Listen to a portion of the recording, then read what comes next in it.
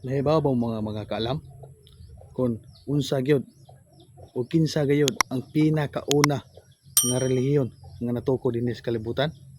Hibalo ba mo?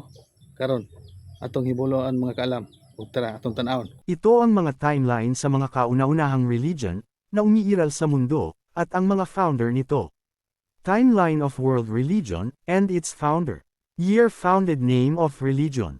First, Hinduism. Founded 1500 BC or before Christ. No specific founder. Second, Zoroastrianism. Founded 1000 BC or before Christ. Founder Zarathustra, Zoroaster. Third, Buddhism. Founded 560 BC. Founder, Gautama Buddha. Number 4, Taoism. Founded 550 BC. Founder, Lao Tzu. Number 5, Jainism. Founded 579 na BC. Founder, Mahavira.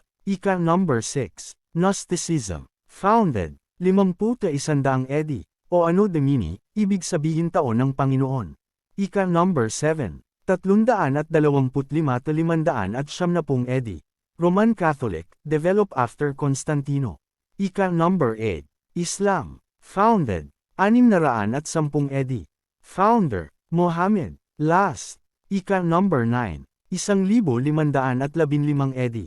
Protestantism. Founder, Martin Luther, Ulrich Zwingli, John Calvin. So ngayon alam nyo na, ang istorya, kung sino yung una, huwag na kayong magpadala sa maling akala. Ug kung nagustuhan mo ang atong mga video, please paki-subscribe ug i-click ang notification bell para updated ka sa bag-o nato nga upload nga video. God bless you. Thank you for watching.